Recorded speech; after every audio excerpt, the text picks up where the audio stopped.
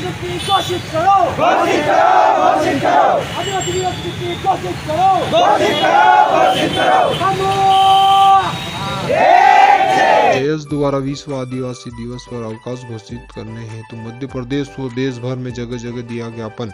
संयुक्त राष्ट्र संघ यूएनओ द्वारा घोषित 9 अगस्त विश्व आदिवासी दिवस पर पूरे भारत भर में अवकाश घोषित करने हेतु राष्ट्रपति के नाम दिया ज्ञापन। और 9 अगस्त विश्व आदिवासी दिवस भारत सहित दुनिया के 193 देश इस दिवस को बड़े धूमधाम से मनाते आए हैं। 9 अगस्त विश्व आदिवासी दिवस की शुरुआत 23 दिसंबर 1994 से हुई और विश्व भर में पहली बार 9 अगस्त विश्व आदिवासी दिवस 1995 में पहली बार मनाया गया था। उसके बाद से ही भारत सहित विश्व के 193 देश मनाते आए हैं। जय आदिवासी युवा शक्ति जय सेवा में माननीय राष्ट्रपति महोदया नई दिल्ली भारत द्वारा श्रीमान अनुगागी अधिकारी महोदय राजस्व कुक्षी जिलाधार मध्य प्रदेश। विषय विश्व आदिवासी दिवस 9 अगस्त 2022 के दिन संपूर्ण भारत में विश्व आदिवासी दिवस के सरकारी राष्ट्रीय अवकाश घोषित करने हेतु निवेदन। महोदया, सर्वप्रथम की महाशया को भारत की प्रथम आदिवासी इंडिजिनस राष्ट्रपति मनोनीत होने की बधाई देते हुए जय आदिवासी युवा शक्ति संगठन तथा पूरे भारत के आदिवासियों को दिल से खुशी और गर्व महसूस हो रहा है तथा इस प्रकार विश्व पटल पर भारत के आदिवासियों का नाम ऊंचा हो गया है। महाशया, जैसे कि आपको ज्ञात ही होगा कि पूरे भारत में संविधान आदेश 1950 के द्वारा घोषित आदिवासियों इंडिजिनस पीपुल्स की जनसंख्या लगभग 8% है तथा संविधान के तहत जिन्हें अनुसूचित जनजाति कहा जाता है। महाशया के संज्ञान में यह भी होगा कि संयुक्त राष्ट्र संघ के सदस्य राज्यों जिसमें भारत भी सदस्य है कि महासभा द्वारा 9 अगस्त 1994 को जिनेवा शहर में विश्व के आदिवासी संगठनों और आदिवासी जनप्रतिनिधियों के बीच यह वचन दिया कि हम आदिवासियों के साथ है तथा इस प्रकार यूएनओ की महासभा ने सदस्य राज्यों देशों के साथ चर्चा कर प्रत्येक वर्ष 9 अगस्त को विश्व आदिवासी दिवस International Day of the World Indigenous Peoples मनाने की घोषणा के साथ भारत सहित 193 देशों को प्रत्येक वर्ष 9 अगस्त को विश्व आदिवासी दिवस मनाने का निर्देश दिया, जिसकी अपेक्षा हम आज भी भारत देश से करते हैं। संयुक्त राष्ट्र के रिपोर्ट के मुताबिक एशिया में इंडिजिनस पीपल शब्द का उपयोग किया जाता है। एशिया के विभिन्न सरकार यह कहते हैं कि हमारे देश में सारे ही इंडिजिनस हैं, जबकि संयुक्त राष्ट्र के कुछ सदस्य राज्य यह कहते हैं कि उनके यहाँ पर तो आदिवासी या इंडिजिनस पीपल है ही नहीं, जिसमें से भारत की सरकारें भी यही कहती आई है। संयुक्त राष्ट्र संघ के मापदंड के अनुसार यह एक विशिष्ट जनसंख्या हर देश में है। देश में ऐसा भी है जिसके पास पहला उनकी अपनी अनूठी भाषा, बोली, सभ्यता, संस्कृति, दूसरा आदिवासी समूह के विशेष क्षेत्र हो, तीसरा उनकी जनसंख्या देश के बाकी जनसंख्या से अलग रहता हो, वही इंडिजिनस पीपल है। अर्थात संयुक्त राष्ट्र संघ के अनुसार इंडिजिनस पीपल मूल निवासी आदिवासी होने के मापदंड संयुक्त राष्ट्र के अनुसार वैसे कुछ समुदाय जो कि देश की बड़ी जनसंख्या से अलग हटकर रहते हों, जिनकी अपनी विशिष्ट क्षेत्र टेरिटरी संविधान के अनुसार 5वीं अनुसूची और 6ठी अनुसूची जीओआई एक्ट 1935 के अनुसार excluded area and partially excluded area हो, जिनकी अपनी विशिष्ट भाषा, संस्कृति हो, कस्टमरी लॉ हो, वही इंडिजिनस पीपल है। अफवाहों के बीच यह बताना उचित होगा कि 8% आदिवासी अनुसूचित जनजाति ही संयुक्त राष्ट्र के मापदंडों के अनुसार इंडिजिनस पीपल है। संयुक्त राष्ट्र के पास यह सारे रिपोर्ट है कि भारत की सरकार इंडिजिनस पीपल को ही शेड्यूल्ड ट्राइब अनुसूचित जनजाति कहती है और भारत में आदिवासी शब्द ही ज्यादा प्रसिद्ध है। इस बात का वहम लोगों में फैलाया गया है कि भारत के संविधान में आदिवासी नहीं बल्कि अनुसूचित जनजाति लिखा हुआ है, अर्थात भारत में आदिवासी नहीं है, जबकि भारत के संविधान के अनुच्छेद 13(5) में आदिवासी शब्द था, जिसे आदिवासी शब्द अछूत की तरह लगता है यह कहकर हटाया गया था। संविधान सभा के वाद विवाद में यह मौजूद है, जिसमें मारंग गोमके जयपाल सिंह मुंडा के द्वारा आदिवासी शब्द को संविधान में डाले जाने की मांग को संविधान निर्माताओं ने सिरे से नकार दिया। अब तक के हुए जनगणना में आदिवासी को एनिवेश ट्राइब, एबोरिजन और अनुसूचित जनजाति कहा गया। इससे यह साबित होता है कि आदिवासी ही अनुसूचित जनजाति इंडिजिनस पीपल है। 5 जनवरी 2011 में सुप्रीम कोर्ट का फैसला आया था, जिसमें कहा गया कि 8% आदिवासी भारत के मूलवासी, एबोरिजन और अनुसूचित जनजाति है। माननीय मार्कंडेय काटजू, ज्ञानसुधा मिश्रा, चूंकि भारत ने 15 अंतर्राष्ट्रीय प्राप्तों को अभी समय पर हस्ताक्षर किया है, जनजातीय समूह के अधिकारों को मूल निवासियों पर अपनाए गए 3 अंतर्राष्ट्रीय मानव अधिकार पत्रों, 2 अंतर्राष्ट्रीय श्रम संगठन ILO संबंधित अभिसमयों तथा संयुक्त राष्ट्र घोषणा पत्र के संदर्भ में समझना होगा। अंतर्राष्ट्रीय श्रम संगठन ILO ने 1954 में अभिसमय संख्या 107 तथा 1990 में अभिसमय संख्या 169 पारित किया।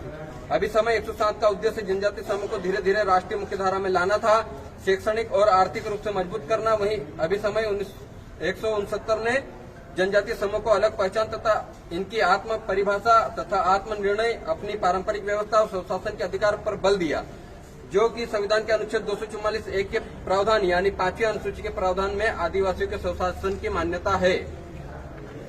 जैसा कि सुप्रीम कोर्ट के समता जजमेंट 1997 ने कहा, object of the 5th schedule is to preserve tribal autonomy, यानी संविधान के 5वीं अनुसूची का मुख्य उद्देश्य आदिवासियों का स्वशासन है।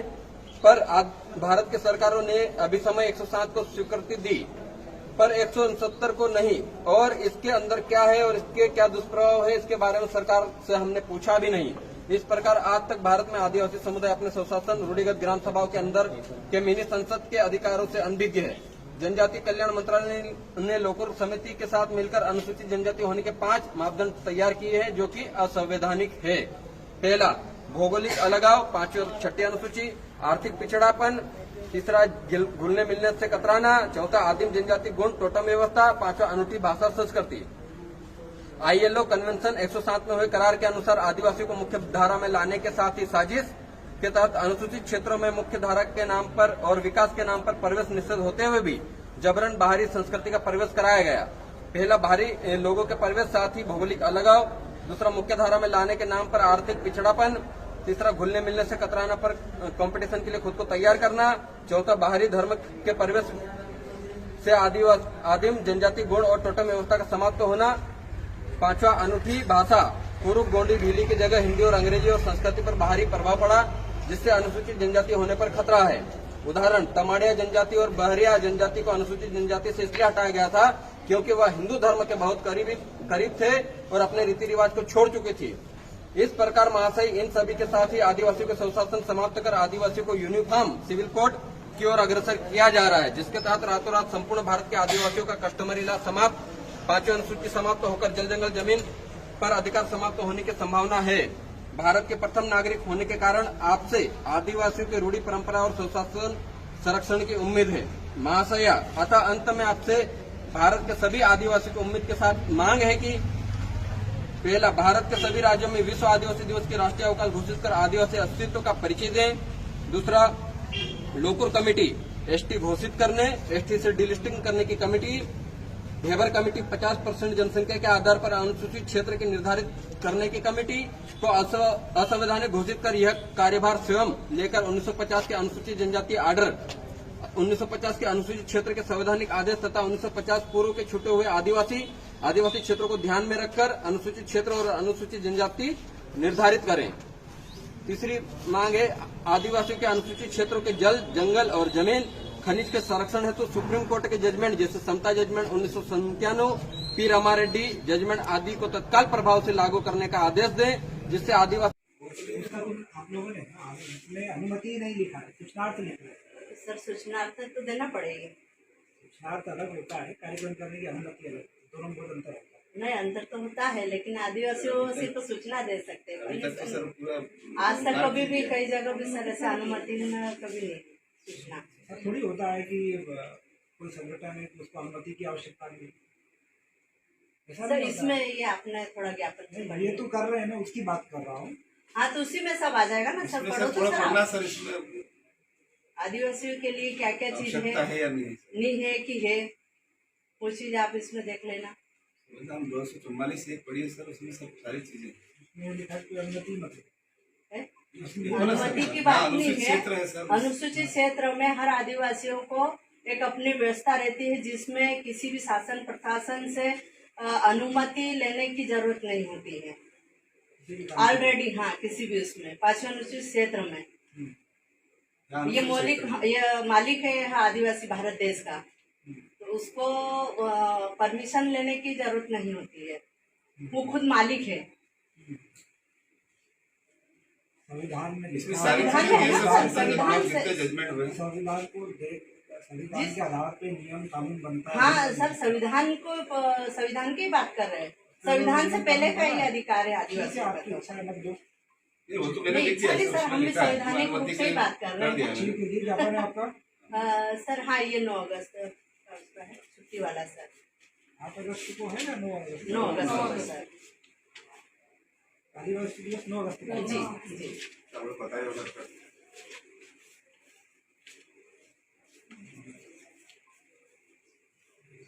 सर, ये तो है, सर। थोड़ा सा काफी ये प्रतिलिपि है। ये